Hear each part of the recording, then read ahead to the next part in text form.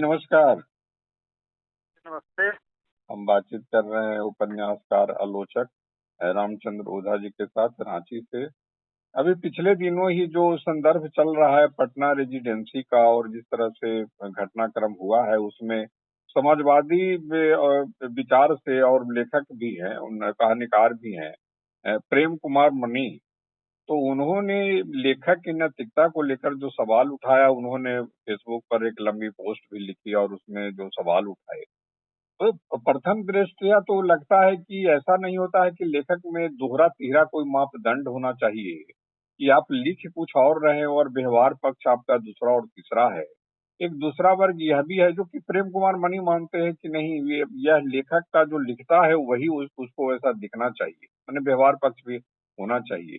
एक दूसरा वर्ग ऐसा भी है जो कहता है कि नहीं, लेखक को सिर्फ लेखनी से मतलब है, उसके व्यवहार पक्ष को मत देखिए। और हद तो यह हो गई है इस पूरे पटना रेजिडेंसी जो कांड हुआ उसमें कि अब सेंट जेने तक को लोग इस मामले में ले आए कि वो बलात्कारी था, अपराधी था, हत्यारा था। वो महीनों जेल में, बरसों जेल में रहा, उसको सार्थ जैसे दार्शनिक में है संत की उपाधि दे दी। ये संदर्भ सब एकदम घटाटोप करके कर दिया गया है, क्योंकि आप इन चीजों को, इन चीजों की बारीकियों को समझते हैं और कहीं साहित्य में या फिर समाज में एक मूल्य, माने एक जो वैल्यू क्रिएट करे ह्यूमैनिटी पर्पस से, उसको लेकर के बराबर सजग रहते हैं। आपकी सोच क्या है इस संदर्भ में जी? ये है कि अब एक संदर्भ में जो प्रेम कुमार मणि ने जो कोई एक आलेख लिखा है, तो वो थोड़ा बहुत तो हमने भी देखा था उसको। तो वो तो संदर्भ में ये है कि जो नैतिकता का सवाल है, भाई ये कैसा सवाल है नैतिकता का कि इसको आगे कर दीजिए तो ये विमर्श करने में बड़ी कठिनाई होती है। कोई मतलब ठोस आप विमर्श नहीं कर सकते। लेकिन जब भी नैतिकता की बात हम करते हैं तो ये पहले आपको क्लियर हो जाना चाहिए कि नैतिकता और आपराधिक मामला दोनों में फर्क है। जो आपराधिक मामला अगर कहीं घटित होता है तो उसको नैतिक मूल्यों की कसौटी पर नहीं कसा जा सकता है। तो एक तो ये बिल्कुल ही आप पहले अलग कर दीजिए कि जो आपराधिक मामला होगा वो उसी रूप में देखा जाएगा। तो आपकी पटना रेजिडेंसी का जो मामला है वह मामला नैतिकता का उस रूप में नहीं है ना। नैतिकता तो तब होगी ना, जैसे आप बात कर रहे हैं जैसे सेक्सुअल मोरालिटी की। तो सेक्सुअल मोरालिटी में बहुत सारे उसमें उसके पक्ष हैं, बहुत सारे मानदंड हैं। जैसे अगर कोई बहुत उदार होकर के बात की जाए तो सहमति से कोई अगर संबंध कहीं बनता है तो उसको अनैतिक नहीं कहा जाएगा। तो ये एक वहाँ पर है चीजें कि सहमति ना हो कहीं पर किसी स्त्री पुरुष के संबंधों में खास करके, तो उसको हम नैतिकता वो अनैतिक मानेंगे, है ना। यह तो एक पक्ष है। अब आप कह रहे हैं कि रचना के मूल्यांकन में हम इसको देखेंगे, किसी रचना को मूल्यांकन करते ये करेंगे तो देखेंगे कि साहब वो रचनाकार वो कैसा है, उसका चरित्र कैसा है, क्या है। तो ये अलग मामला है। लेकिन अभी तक किसी भी कोई भी जो स्कूल है जो बात करता है, अगर कोई भी स्कूल जो है आलोचना पद्धति जो है वह कभी भी ये नहीं कहती, कोई आलोचना पद्धति नहीं कहती है कि रचना का मूल्यांकन करने के पहले हमको रचनाकार के सिद्धांत को देखना चाहिए। हम लोग पिछले बात भी कर रहे थे कि फॉर्मलिस्ट स्कूल था और कई एक स्कूल थे, बक्टेनियन स्कूल था, थ्योरी ऑफ मीनिंग थी, क्या क्या सब था। लेकिन कोई भी स्कूल हो, चाहे नहीं कहता कि ये रचनाकार की नैतिकता को ध्यान में रखा जाए उसके मूल्यांकन के पहले संबंध होते हैं, व्यक्ति वो होते हैं कि आदमी जब रचना करता है तो वो हमेशा जब करने बैठता है तो वह अपनी कथा नहीं लिखता रचनाकार, लेकिन अपने व्यक्तित्व को बिल्कुल छोड़ करके कोई रचना भी नहीं होती। तो दोनों में अंतर संबंध है, किंतु रचना के मूल्यांकन करने में हम प्रायः इसको नहीं देखा जाता है, और इस तरह किसी भी रचनाकार ने कहीं भी इस बात को नहीं कहा गया है, चाहे मार्क्सवादी आलोचना में भी नहीं कहा गया कि साहब हमको चरित्र पहले देखना चाहिए उसके बाद देखना चाहिए, बल्कि इस तरह की बात हमारे यहाँ मिलती है कि मनसा वाचा कर्मणा, आदमी को मन से भी, वचन से भी, कर्म से भी, सब दृष्टिकोण से नैतिक होना चाहिए। अब सवाल यह, नैतिकता का सवाल बहुत व्यापक सवाल है। नैतिकता है क्या चीज पहले तो, और कितने तरह की नैतिकता होती है।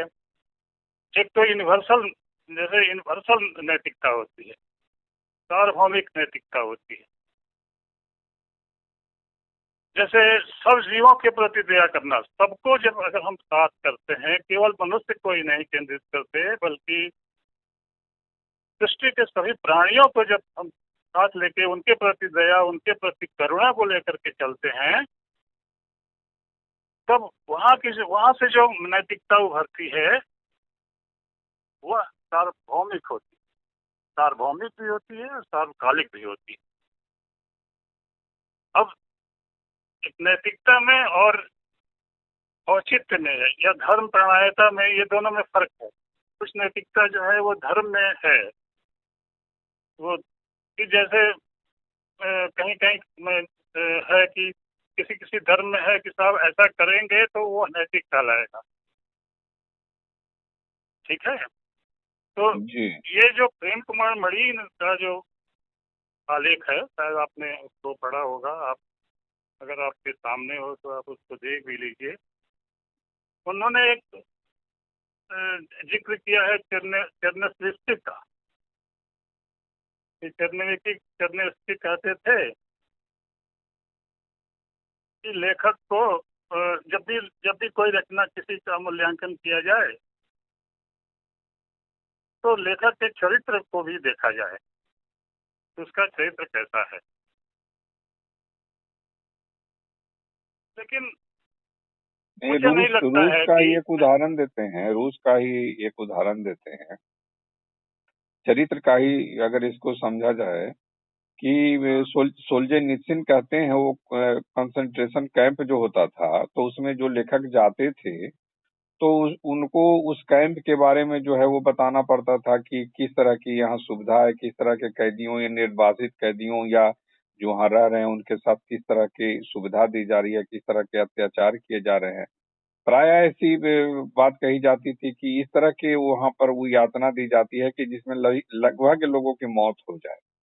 लेकिन जब 30 के दशक में, 30 के आसपास दशक में जब ये गए थे गोर्की, मैक्सिम गोर्की, और उसमें संजोग से वो सोल्जेनित्सिन भी थे, वहाँ सजा काट रहे थे, तो वो कहते हैं कि उन्होंने ऐसा लिखा कि वाह कितनी अच्छी सुविधा है, ये तो 5 स्टार होटल या किसी होटल में नहीं है कि आप इस तरह की जो है वो टीवी है, खाने पीने की सुविधा है, नौकर हैं, चाकर हैं। तो सोल्जेनित्सिन सवाल उठाते हैं कि अगर लेखकीय नैतिकता भी अगर गोर्की में होती, अगर जो सुख सुविधा स्टालिन सरकार ने उनको दी थी, तो अगर लेखकीय नैतिकता भी हो तो कम से कम ये डायरी में नहीं लिखते, इस तरह के झूठ फरेब नहीं लिखते।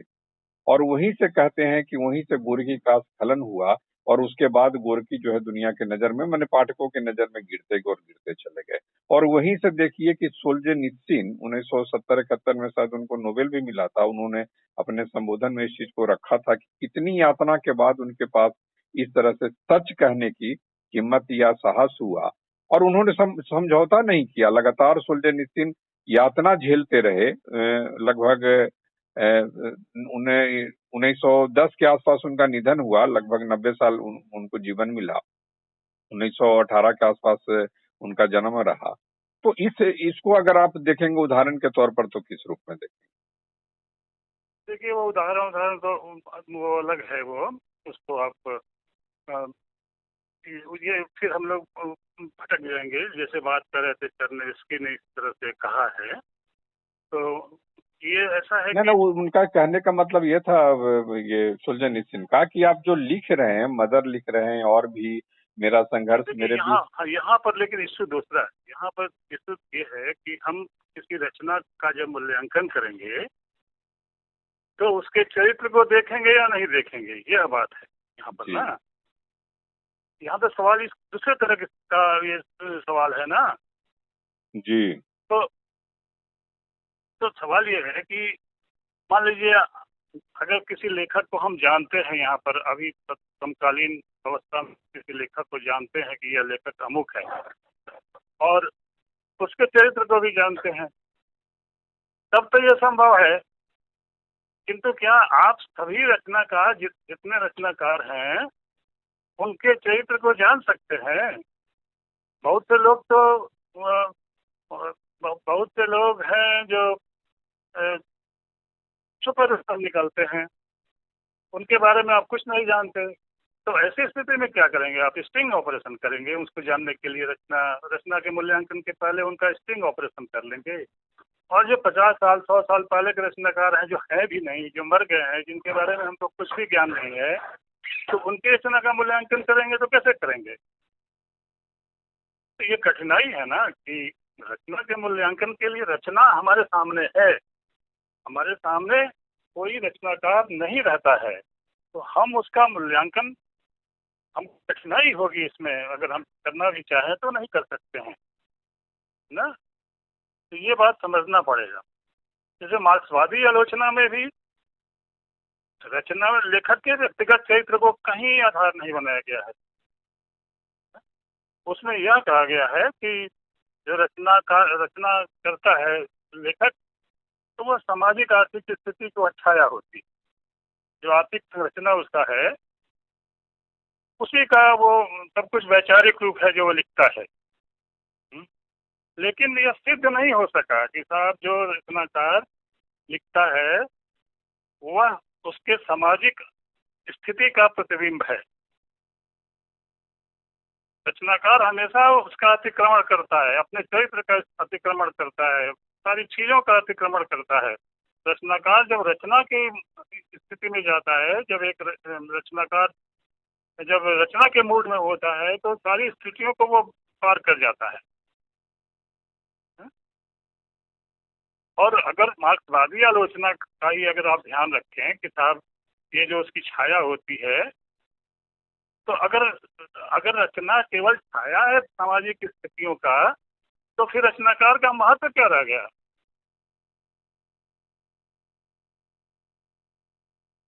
रचनाकार का महत्व तब है ना जब वो कुछ रचनाकार का भी हो, उसमें हाथ योगदान हो। तो यानी यहाँ मनुष्य की चेतना की बात आती कि क्या मनुष्य की जो चेतना है वो हूबहू उसकी सामाजिक स्थिति का प्रतिबिंब है, या हो सकती है? नहीं हो सकती है। मनुष्य कभी भी देखिए, आप सौंदर्य को ही ले लीजिए, तो एक ही सामाजिक स्थिति का आदमी किसी एक रचना को, उसको ज्यादा वो लाइक करता है एक तरह की रचना को, है ना। नहीं, एक ही सामाजिक स्थिति की जो ये है, क्या कहते हैं, उसकी उसका स्वादन का जो स्वरूप है, उसकी लाइकिंग है, उसके सौंदर्य के प्रति उसकी जो रुझान है वो अलग अलग होती है ना। रचना को एक तरह से सब लोग नहीं देख पाते हैं, चाहे वो जिसकी भी रचना हो, वह उसमें अपनी अभिरुचि के मुताबिक होता है। तो यह अभिरुचि का मामला सामाजिक अधिरचना से स्वतंत्र होता है, सामाजिक अधिरचना पर निर्भर नहीं होता है। और यही रचना की खूबी होती है, वो ट्रांसेंड करता है अपनी स्थितियों को। तो ठीक है, आप रचनाकार को भी देख सकते हैं कि साहब रचनाकार किस सामाजिक स्थिति से आता है, लेकिन हूबहू इसको यह मान करके अगर आप चलेंगे कि वह सामाजिक स्थिति का ही मूल्यांकन करता है, लिखता है रचनाकार, तो ये कोई रचनाकार के महत्व को आप झुठला देंगे, तो फिर रचनाकार का कोई महत्व ही नहीं रह जाएगा एज ए क्रिएटर। जब वो सामाजिक संरचना को ही अगर प्रस्तुत करता है, अपने मोड ऑफ प्रोडक्शन के आधार को ही अगर वो प्रस्तुत करता है, अपने वर्गीय अवस्था को ही करता है, तो फिर रचनाकार की क्या रह गई स्वतंत्र पहचान? एक रचनाकार की पहचान क्या रह गई स्वतंत्र? कोई नहीं रह जाती है। इस तरह से जब ये कहते हैं तो आप रचनाकार के महत्व को दुत्कारते हैं, उसको आप मीन करते हैं। तो हम लोग बात कर रहे थे चेरनेविस्की की। तो चेरनेविस्की एक निहिलिस्ट रचनाकार, ये एक विचारक थे, और निहिलिज्म जो है वह हर तरह की नैतिकता और परंपरा का वह खंडन करता है। वह कहता है कि ये धर्म और परंपरा ये व्यक्ति को नैतिक होने के लिए बाध्य करती है। तो ये अगर इसको हम नहीं मानेंगे, परंपरा को हम नहीं मानते हैं, धर्म को हम नहीं मानते हैं, क्योंकि वो हमारी एक्टिविटीज को, हमारे स्वतंत्र क्रियाकलाप को बाधित करते हैं। तो चेरनेविस्की कभी ऐसा नहीं चाहते हैं कि, कहीं नहीं चाहते हैं कि रचना का मूल्यांकन करने के लिए रचनाकार के नैतिक चरित्र को देखना चाहिए, क्योंकि नैतिक चरित्र का तो वो बिल्कुल विरोध करते हैं। वैसे भी देखिए, चेरनेविस्की की बात ले लीजिए या किसी की भी ले लीजिए जो क्रांतिकारी हैं, क्रांति में हमेशा साध्य देखा जाता है, और नैतिकता जो है वो आचरण की सूचना पर निर्भर है।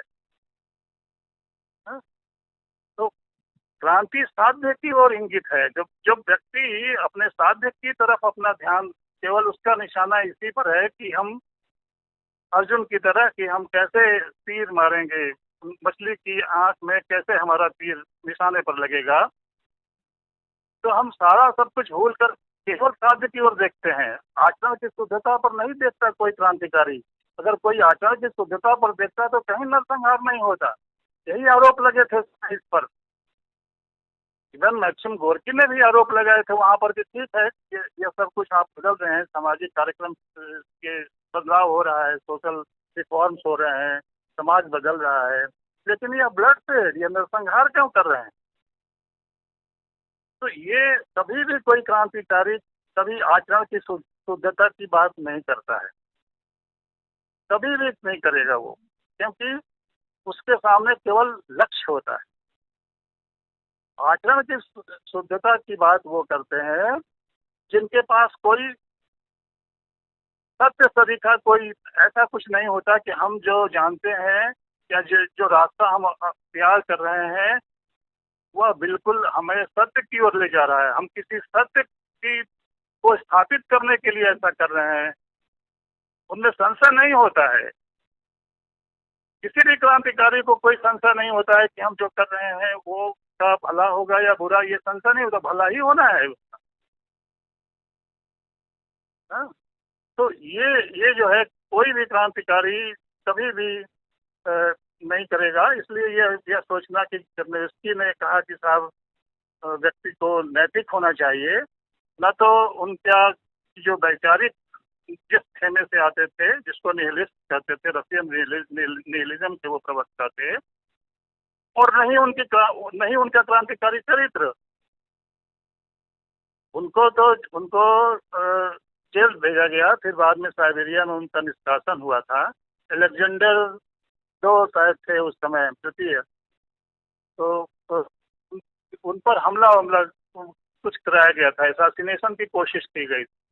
तो उस अलेक्जेंडर की उस जार की गई थी जिसने तमाम ये किए थे, तमाम रिफॉर्म्स किए थे, समाज में समाज सुधार किया था बहुत सारा। जैसे पहला जो स्लेब को मुक्ति जो दिलाई गई थी वो उन्हीं के काल में हुआ था। उन्होंने जुडिशियल रिफॉर्म 1801 तक में हुआ था ये स्लेब को मुक्त करने की। तो ये और भी बहुत सारे रिफॉर्म किए थे उन्होंने। जुडिशियरी में किया था उन्होंने, एजुकेशन में उन्होंने रिफॉर्म किया था, और जितने तरह के रिफॉर्म हो सकते हैं में रिफॉर्म उन्होंने किया था। तो जितने रिफॉर्म की बात क्रांति के बाद की जानी थी या की गई, वो सारा सब कुछ उन्होंने उसका खाता उसको ए प्रायरी उन्होंने ही पहले उसकी पहल की थी, उन्होंने ही उसकी प्रस्तावना रखी थी। लेकिन उस समय था क्या कि जो क्रांतिकारी दल था वो सारे के सारे जो युवा थे, एक दल था उसका जो कि केवल विश्वास करता था कि जैसे रूस में राजा को मारा गया उस तरह से यहाँ जार की भी हत्या होनी चाहिए। लेकिन तुर्गनेव, दोस्तोयेव्स्की या टॉल्स्टॉय समाज सुधार चाहते थे। वो चाहते थे कि हमारा समाज जो है इतना पिछड़ा हुआ है, जिसको सुधारा जाना चाहिए। वार एंड पीस में टॉल्स्टॉय ने लिखा है कि हमारा समाज कितना पिछड़ा है। तो या और भी तमाम लोगों ने, उनकी चिंताएं थी कि हमको समाज सुधार करना है, लेकिन वो इसके पक्ष में नहीं थे कि समाज में गृहयुद्ध कर दिया जाए और इस तरह की क्रांति कर दी जाए। तो दो तरह के लोग थे। एक धड़ा हुआ था जो बिल्कुल वो फ्रांस की नकल करना चाहता था।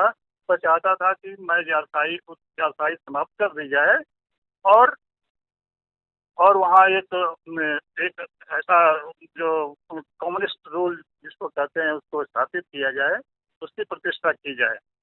और ये देख लीजिए, ये जो रूस में जो भी बोल्शेविक जो सत्ता में आए थे, वो सत्ता उन्होंने उसके 6 महीना पहले सब कुछ हो गया था। जो क्रांति होनी थी, राजा ने अपना पद छोड़ दिया था। उन्होंने एक अंतरिम सरकार बना दी थी, जो पार्लियामेंट्री सरकार बनाई थी। उन्होंने सारा सब कुछ कर दिया था, उससे इन्होंने लिया, उससे क्रांति नहीं लिया, उससे उन्होंने उनका समान सत्ता उन्होंने अख्तियार की। एक तरह से वो तख्ता पलट करके आए। तो जो लोग इसमें थे, जो क्रांतिकारी थे, वो आचरण की शुद्धता पर नहीं विश्वास करते। उनके मन में यह होता है कि मेरे पास एक सत्य है, एक सत्य की तरह का मेरे पास एक सिद्धांत है, और उस सिद्धांत के अनुसार काम करेंगे तो मनुष्य का भला होगा।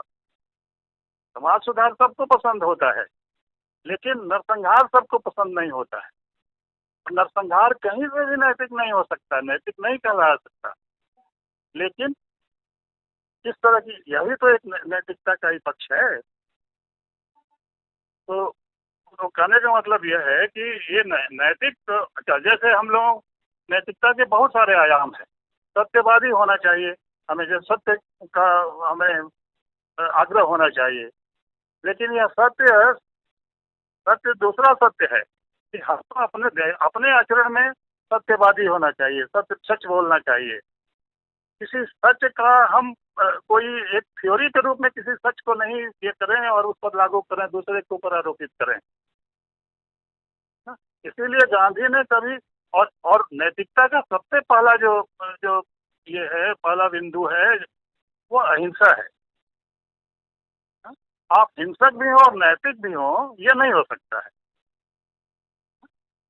आपके चाहे जितने भी मतलब ये हों, आपके मंसूबे जितने भी नेक हों, लेकिन आप हिंसा की वकालत भी करें और कहें कि हम आप नैतिकता का भी प्रचार करेंगे, ये संभव नहीं है। तो यह सब जो मामला है, जैसे सेक्सुअल मोरालिटी का, अच्छा, सत्य की बात आप करते हैं हम लोग हमेशा। भारत में सत्य के प्रति बहुत सत्यवादी होने पर बहुत जोर दिया गया। सत्य हरिश्चंद्र की कथा है ना, ये सत्यकाम की कथा है। और उसका देखिए सत्यकाम की मोरालिटी है, देखिए कि हमारे यहाँ सेक्सुअल जो मोरालिटी थी कितनी उदार थी उस समय, कि जब सत्यकाम से पूछा जाता है स्कूल में कि बेटा तुम्हारा गोत्र क्या है, तो सत्यकाम कहता है कि मुझे तो मेरे माँ ने कभी गोत्र नहीं बताया है, और मैं माँ के साथ रही हूँ, पिता के बारे में, पिता तो थे नहीं साथ में, पिता तो है नहीं हमारे साथ। तो मैं माँ से पूछ करके आता हूँ कि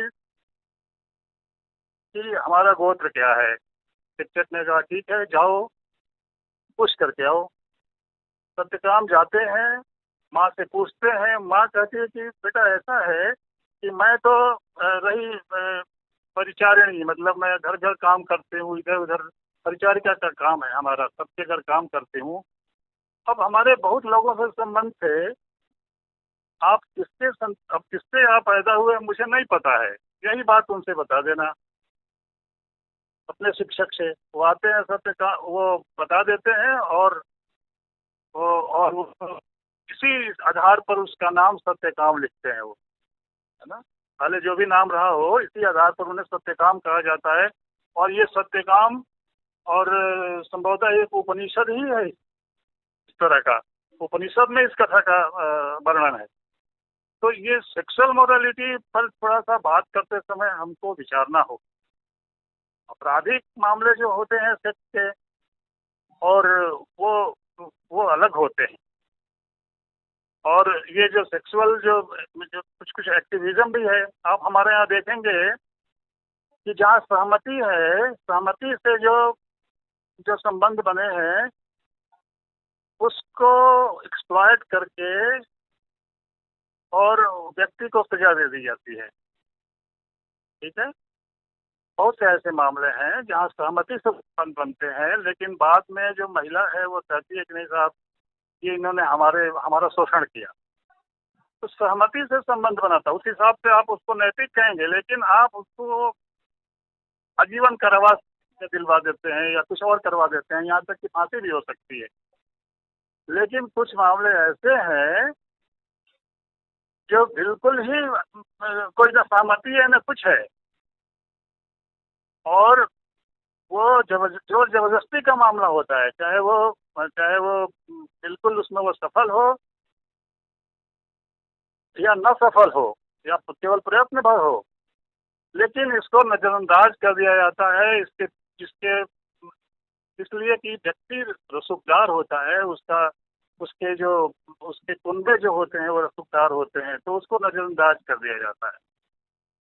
तो ये इस पर थोड़ा सा ध्यान देना होगा। नैतिकता में जो मोरालिटी की बात है वो ध्यान देना होगा, और नैतिक तो होना ही चाहिए, सबको नैतिक होना चाहिए। लेखक ही क्यों, सबसे समाज अपेक्षा रखता है कि व्यक्ति नैतिक हो। और जब नैतिक होने की अपेक्षा रखते हैं तो केवल इसको कैसे आरोपित कर सकते हैं कि आप कैसे कहेंगे कि साहब नहीं, लेखक क्योंकि लेखक है इसलिए उसको उसका नैतिक होना उसको छूट मिलनी चाहिए। ऐसा नहीं है, उसको नैतिक ही होना चाहिए। लेकिन जब रचना का आप मूल्यांकन करते हैं, एक अनैतिक व्यक्ति भी, जैसे एक मौलवी जी की कथा है कि मौलवी जी कहते हैं, मौलवी देखो, मौलवी जी खैनी खाते थे, तो लड़के उनको ये करते थे कि आप खैनी खाते हैं। तो मौलवी जी ने कहा कि देखिए, जो मैं करता हूँ उस पर ध्यान मत दीजिए, जो मैं कहता हूँ उसको सुनिए। तो रचना उसी तरह की, बल्कि रचना में एक और सीढ़ी है कि जो मैं करता हूँ, मैं क्या कहता हूँ, उससे भी ज्यादा महत्वपूर्ण है कि मैं उस बात को कैसे कहता हूँ। रचना में ये महत्वपूर्ण है, क्या आप कहते हैं वह महत्वपूर्ण नहीं होता, बल्कि कैसे कहते हैं वह ज्यादा महत्वपूर्ण हो जाता है। तो एक यह भी है कि जो सोसाइटी अगर वॉच डॉग हो, हम उम्मीद करते हैं कि सोसाइटी यह तय करे किसको मोरल होना है, किसी को नहीं होना है। ये पर्सनल चॉइस क्यों नहीं हो सकता है, जैसा कि आपने कहा कि सिर्फ लेखक के लिए क्यों? बिल्कुल, ये पर्सनल चॉइस का मामला है। किसको भी नैतिक पहरेदारी की जवाबदेही नहीं होनी चाहिए, केवल उसी मामले में जवाबदेही होनी चाहिए जो कि आपराधिक मामले होते हैं। इस मामले में बिल्कुल साक्ष्य होते हैं साहब, अपराध करने के साक्ष्य होते हैं, जोर जबरदस्ती की, बिना सहमति के संबंध बनाने की जहाँ साक्ष्य होते हैं, इस पर आप नैतिक पहरेदारी कर सकते हैं। अन्यथा रास्ते चलते आप किसी की ये नहीं कर सकते हैं नैतिक पहरेदारी। एक आखिरी सवाल। अब देखिए, अब ये नैतिक पहरेदारी का ही मामला आप लीजिए। आप फ्रांस सबसे उदार है देश, हर वहाँ पर विवाह संस्थान, विवाह के बाहर एक मिस्ट्रेस होती है सबकी, है ना। अब इसको किस नैतिकता के ख्याल से आप देखेंगे? तो आप तो कहें कि साहब पूरा फ्रांस ही अनैतिक है, वहाँ मिस्ट्रेस रखने की परंपरा है। तो ये सब एक समाज के संदर्भ में भी है, एक कल्चर के संदर्भ में भी है, यह भी ध्यान देना चाहिए। अब जैसे इस्लाम में है कि आप 4 पत्नी से शादी कर सकते हैं, 4 पत्नी रख सकते हैं। आप वहाँ जो गुलाम होते हैं उनको आप उससे आप व्यवहार कर सकते हैं, उससे यौन संबंध स्थापित कर सकते हैं। ये बिल्कुल वहाँ पर अनुमति है। तो ये अनैतिकता, अब इसको कैसे देखेंगे आप? तो नहीं, नैतिकता यह भी तो है ना कि जिस चरित्र का लेखक होगा, ये थोड़ा साइकोलॉजिकल सवाल है कि जिस चरित्र का लेखक होगा उनके शब्द भी और शब्द के व्यापार भी उसी तरह के होंगे। नहीं, कोई जरूरी नहीं। शब्द शब्द का उनके व्यवहार भी उसी के तौर पर होंगे, ऐसा कोई जरूरी नहीं है। ऐसा भी हो भी सकता है, किंतु उसका रचना इसीलिए कहा जाता है। रचनाकार को इसीलिए हम लोग ज्यादा महत्व देते हैं कि वह हर चीज का सृष्टि के दौरान जब कोई सृष्टि करता है तो सारी स्थितियों का अतिक्रमण करता है, अपने परे जाता है, अपने मनोविज्ञान से परे जाता है, सामाजिक स्थितियों से परे जाता है, अपने वर्ग से परे जाता है ना। वह सर कर अपने पूरा आदमी है, वो हमेशा स्वार्थ से रहता है, लेकिन उसकी रचना में केवल उस सर दिखाई पड़ेगी आपको।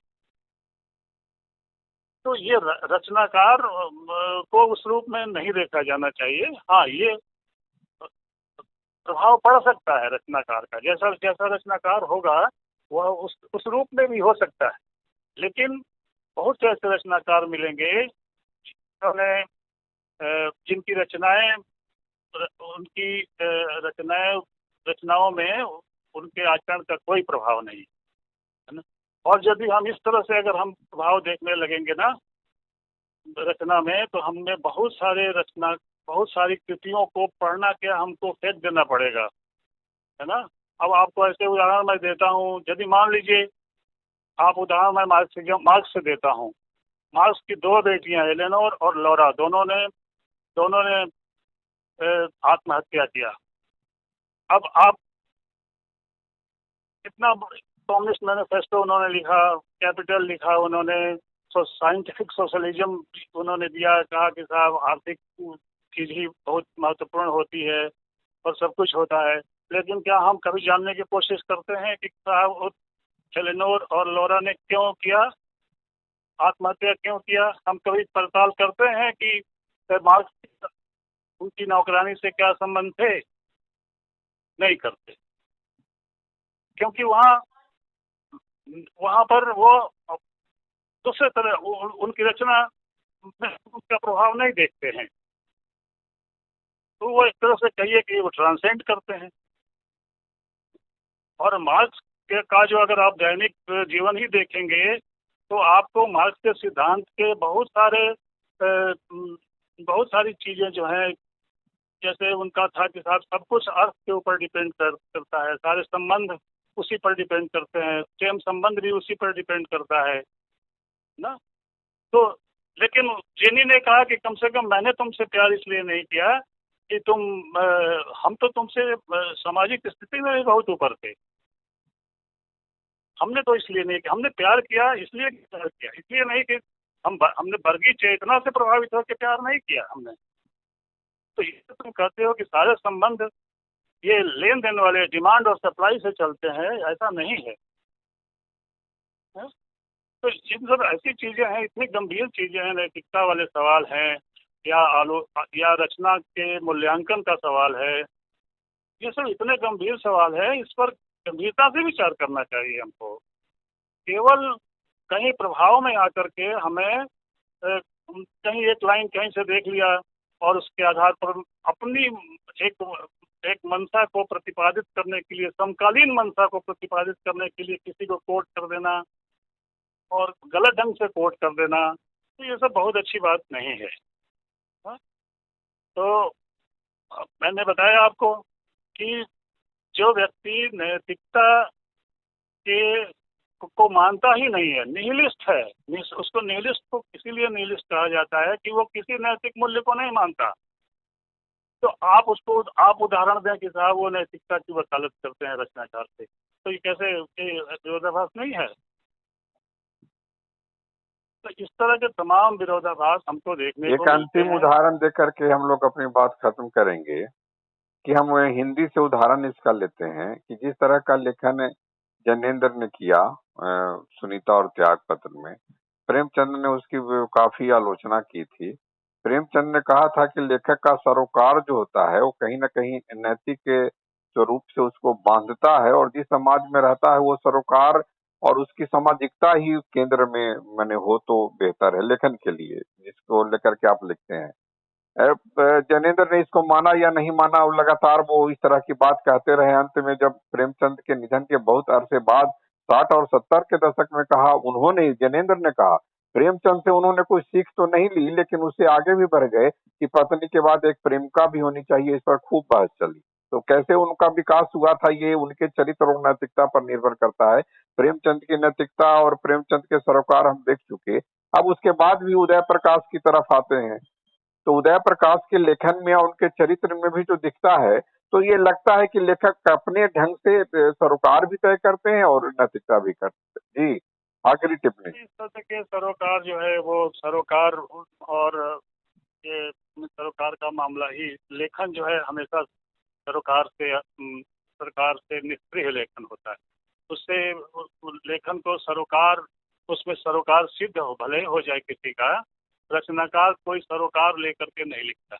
और वो रचना जो है वो निर्वैयक्तिक और निस्वार्थ डिसइंटरेस्टेड गतिविधि है। सरोकार जो है वो यूटिलिटेरियन होता है, स्वार्थ ये गतिविधि होती है। और यह बात हमारे यहाँ बिल्कुल समझ में नहीं आती है कि साहब हम लोग सरोकार और प्रतिबद्धता लिए फिरते रहते हैं। भाई सरोकार से रचना नहीं होती है। सरोकार आपका सिद्ध हो जाए रचना से, यह अलग बात है।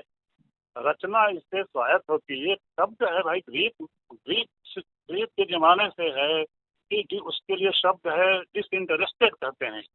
यानी आप रचना का आस्वादन हम कभी, रचना अगर कोई रचना किसी की अगर हमें इसलिए अच्छी लगती है कि वो हमारे सरोकार से मेल खाता है, तो वह रचना की खूबी नहीं है, वह सरोकार की खूबी है। वह यूटिलिटेरियन व्यू है। रचना को यूटिलिटेरियन दृष्टि से नहीं देखना चाहिए, रचना को रचना की दृष्टि से देखना चाहिए। और वो अलग मुद्दा है और अलग विस्तार की जरूरत है उसको समझने की। रचना है क्या, साहित्य है क्या, उसमें डिसइंटरेस्टेड किस तरह से आता है और कैसे हमने आरोपित कर दिया उस पर सरोकार। तो ये सब है बातें और इस पर और लंबी बहस हो सकती तो है। हम लोग आगे भी इस पर संवाद जारी रखेंगे। आपने जो समय निकाला उसके लिए बहुत बहुत आभार। नमस्कार।